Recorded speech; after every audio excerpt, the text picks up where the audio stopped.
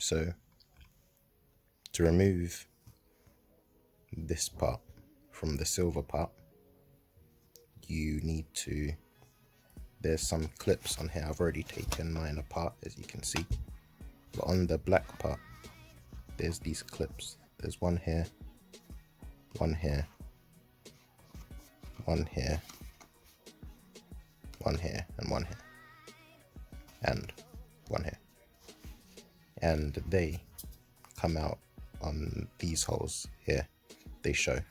So what I did was I used a flathead screwdriver and shoved it in there to push the clip in a bit, and I got another one, shoved it in there to push the clip in a bit. Then I pushed on this flat part here at the bottom. So whilst the screwdriver was pushing in these clips, I then pushed here and then it popped out. And that's how I separated this part. Now I'm just gonna undo these staples that go all around to keep the boot in. And when I do that, then I'll do the same onto this boot, and I'll undo the staples at the bottom that go all around here as well. Sorry, the focus is quite bad. And then I'll separate this boot and then put this boot onto this black plastic thing, and then put it back into here, and then reinstall it back into the car. So I'll go ahead and do that now. Since this is the old boot, I don't really care about it anymore. So it's going to be long to take out all these staples and quite challenging. So I'm just going to put some scissors through the gap here and just cut around it, and that will just get the boot off easier and quicker. So I'm just going to do that. Alright, so I cut round the boot, or the gator, whatever you want to call it, with a pair of scissors. So this is the old one. Careless about this now, and this is what it looks like. There's the staples in it, and I just ripped off the bits that got stuck in the staples after I ripped around it. So yeah, now it's looking clean. Now I'm just going to figure out a way to put on the new boot onto this and secure it tightly, and then put it back in the car. So this is the new one. As you can see, there was some clips to take off the silver piece, and then there were some more clips to take out the main piece that brings out this, that looks like the old one a bit. So it separates those two pieces. Then this one also has a lot of staples in it also.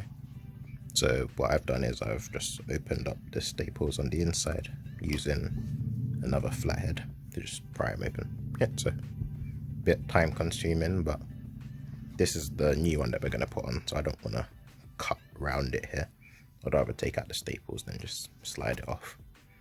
So yeah, that's what I've done. Then when I figured out the next steps, I'll resume the video again.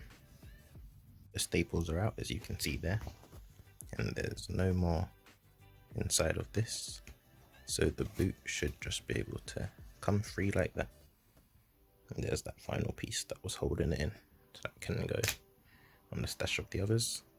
Now you got a free boot ready to go onto this one, and then once that goes on there like that, and put it back into this piece, then it's all good to go. So I'll cut back when I find out how I'm gonna secure it to this. I actually did end up deciding to take out the staples out of this one, the original one that goes into here, as I just think it just looks better with them out instead of just keeping them in, even though you'll never really see this thing again. But yeah, I just decided to do it anyway. Right, so to put the boot back on this and secure it properly, I'm going to try staple it like how it was from like factory.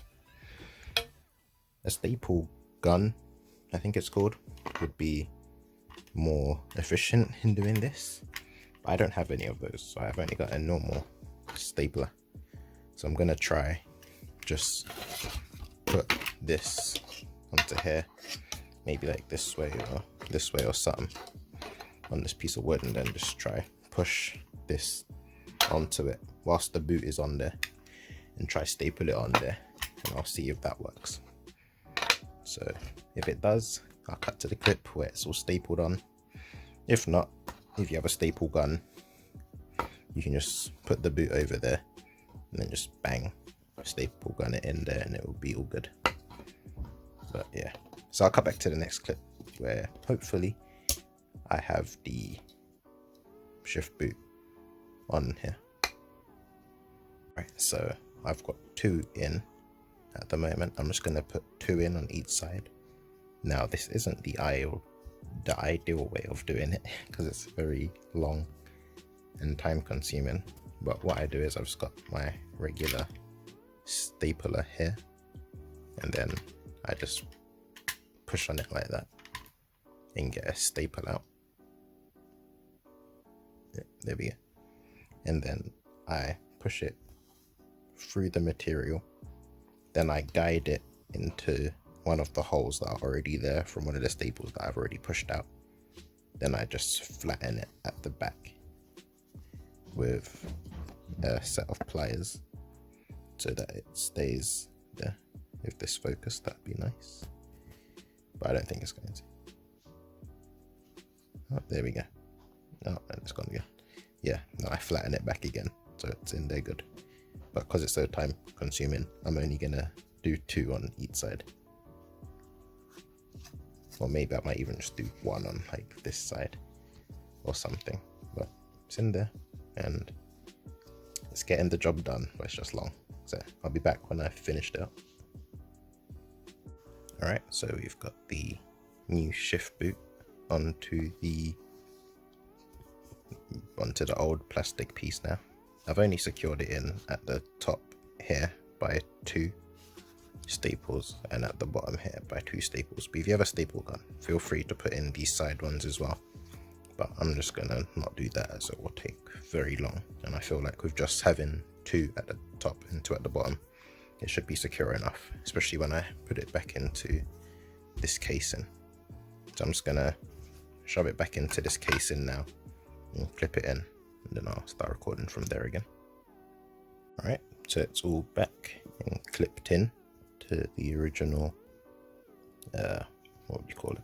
Don't know what you would call it, but it's all clipped in now and it looks nice around the edges, like it came from factory like this. And this shift boot with the red stitching and the more leathery feeling boot, and even the gear knob, just looks much nicer than the original one that was on the car at first. So I feel like this will look really nice inside the car. So I'm gonna go into the car now and put this in there. Alright, so we're in the car now, and you're just gonna wanna put this circle bit from the gear knob back over the top, just like how the original one was. Then there's a little clip which you might remember from removing the shift knob video, which is here on the new one, and you just want to get like a pair of pliers after you've put it onto here, and then you just want to use the pliers and crimp it back so that it's tight on there again. So I'm just gonna put that on there now, like that, and then I'm gonna use this pliers to just crimp that bit.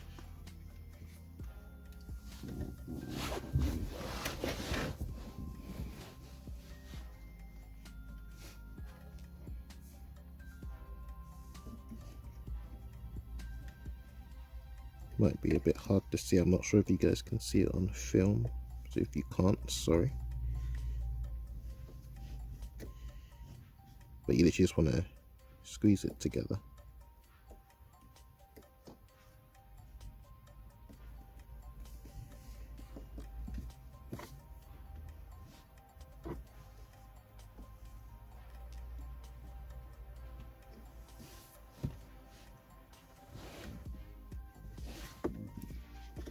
just like that. Once you've done that, you can then bring the shift boot back down again, clip it back into place, just like so. Bring that down, and there you go.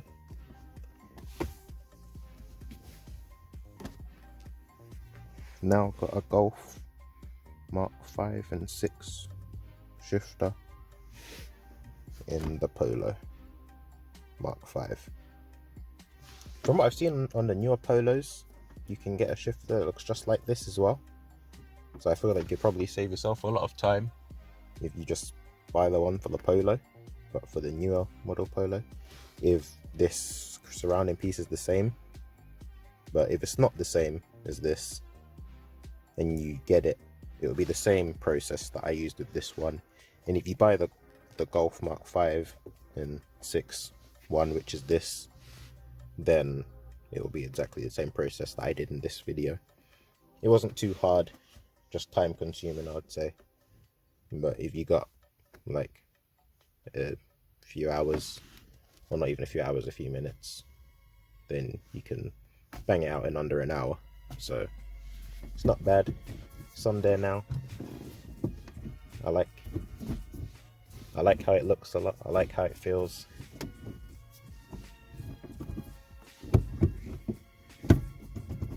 It's nice. I'm really happy with this one. I prefer it a lot more than the black aluminum ball one that I put on it.